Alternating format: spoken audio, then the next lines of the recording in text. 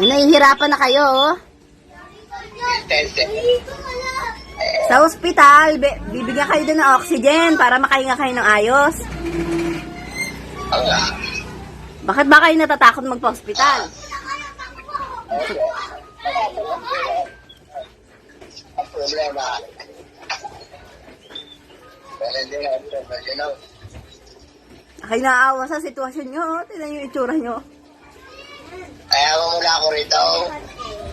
Nahirap na ako konti. Nahihirapan na nga kayo? Kaya muna dito ako. Gusto nyo ba makausap mga kapatid nyo?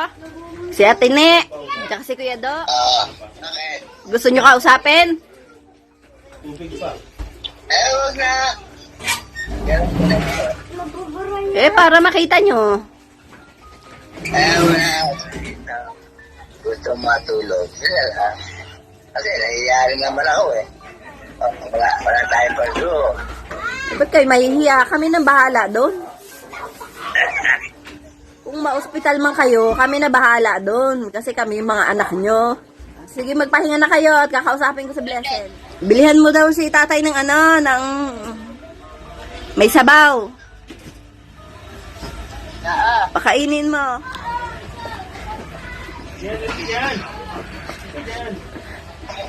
Kawawa naman si tatay.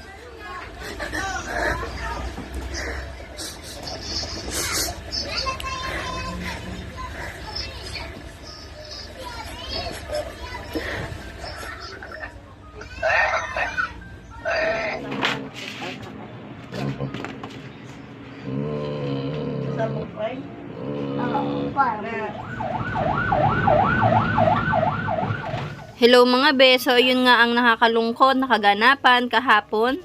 Sobrang sama na ng damdam ng tatay ko at ayaw niya pa rin magpadala sa ospital pero pinilit ko na talaga siya na dalhin sa ospital dahil hindi niya nakaya at parang konting oras na lang ay pwede siyang mawala. So ayun nga, ang aga-aga ko gumising, nagluto ako ng pagkain para dalhin sa ospital at dumaretso din ako sa palengke para bumili ng mga prutas. Naghanda rin ako kagabi at yung kapatid ko na mga damit na pwedeng isuot ni tatay at unan at kumot para madala nga sa ospital. So buti na lamang at day off ng aking asawa kaya naman kasama ko siya sa pagpunta sa ospital at para makasilip na rin siya kay tatay. So mabilis ang aming naging biyahe, wala pang 1 oras ay nasa Maynila na kami at karating na rin kami dito sa hospital ng Taguig Pateros. Una ay dinala siya sa Vargas Hospital pero hindi nila ipinasok doon kasi ipapasok si tatay sa mga may COVID patient. Pero si tatay kasi ay walang COVID. Meron siyang sakit na karamdaman sa loob ng kanyang katawan. So nandito nga't nakarating na kami sa hospital, nagpark lang kami para mamaya ay papasok na kami na doon sa hospital. Kahapon hanggang gabi ay iyak ako ng iyak kasi nga naiisip ko yung kalagayan ni tatay na hirap na lalo na sa paghinga. Pero syempre dahil ako yung panganay na babae, kailangan lakasan ko yung loob ko para makita ng mga kapatid ko na malakas ako at hindi ako bibigay para masuportahan sila. Lalo na yung tatay ko. Hawakan mo itong mga to. May unan si tatay doon? Wala nga eh. Ayun. Kanina pa kayo alam, hindi naman si Joby. Malapit na. Ikaw pala yung nakalimot namin. Ngayon mamaya dadating si Ilin. Si Ilin pupunta dito. Huwag nyo to yan iuwi Ito lang yung Bahol. Ha? Nahan bawal. Hospital to eh. I-ultrasound yata kayo, laki ng tiyan mo. Nung dumating nga ako, hindi pa pala na-admit ang tatay ko, kaya una kong inasikaso iyon at yung kanyang billings. Hindi pa nga na-admit ang tatay ko pero malaki na yung billings niya kasi nga marami nang ginawa sa kanyang laboratories at x-ray at iba pa. Buti na nga lang at sa public hospital kami napunta. At merong malasakit na totoong nagmamalasakit sa mga taong walang kakayanan na magbayad ng malaki sa ospital. So nung inasikaso ko nga, inilapit ko siya sa malasakit at wala nga akong binayaran kahit piso.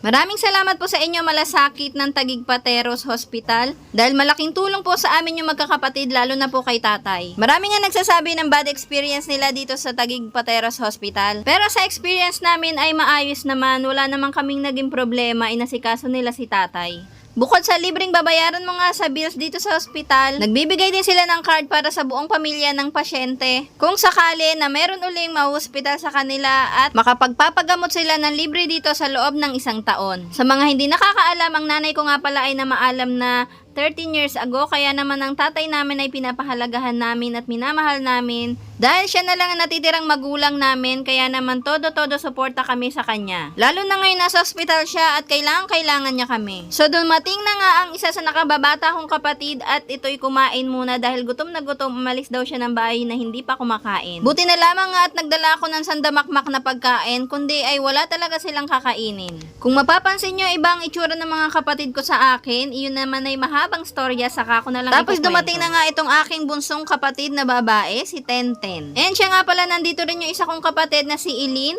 So todo suporta talaga kami kay tatay dahil lahat kami magkakapatid ay nandito sa ospital para sa kanya.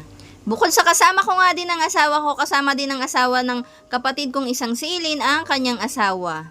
Masarap talaga sa piling kapag nakikita mo nagtutulungan ng pamilya, lalo na sa mga gantong sitwasyon. Kailangan magsuportahan ng bawat isa para makaraos sa anumang problema na kinakaharap. Kaya naman natutuwa ako dahil kahit ganyan yung mga kapatid ko ay nagpapakita sila ng pag-aalaga, pag-care at pagmamahal sa tatay ko at sa bawat isa. So dahil bawal nga mag-take ng videos and pictures dito Kaya sa naman ospital, panakaw lang ang pagpipicture and video sa kanya. Sobrang hirap na hirap huminga ang tatay ko, kaya naman naka-oxygen Sabi ng doktor siya. ay meron siyang tubig sa baga at meron siyang problema Meron sa din siyang liver. diabetes at enlargement of heart. Ongoing at waiting pa kami sa mga result ng laboratories niya, kaya hindi pa masabi ng doktor sa amin kung ano nga ba ang pinagmumula ng pagkapos niya ng paghinga at paglaki ng tiyan niya. Basta sabi ng doktor ay critical ang lagay ni tatay. Gusto nga umuwi ng tatay ko pero yung doktor ay hindi pumayag dahil kapag inuwi daw siya ay hindi pa aabot ng bahay ay wala na daw siya. Nagrereklamo siya kasi gutom na raw siya pero bawal siya kumain at uminom. Paalam ka Miss na raw niya talaga ang Si tatay? uminom ng kape pero bawal talaga sa kanya. Alam mo, high blood At eto nga pala si Eileen, isa sa nakababata ko pang kapatid na babae na siyang kasama kong tumira sa Cavite. Isa yan sa pinakamabait na kapatid ko na talagang kahit anong sabihin may hindi kikibuyan, iiyak na lang. Sa lahat ng kapatid ko ay nakakatikim ng sermon bukod kay Eileen dahil sobrang iyakin nga. So nagpaalam na nga kami kay tatay at dito ay pauwi na kami. So i-update ko na lang kayo sa mga susunod pa mangyayari. So yun lamang sa ngayon. Maraming salamat sa panonood. Huwag niyo po kalimutan na mag-subscribe. Bye bye!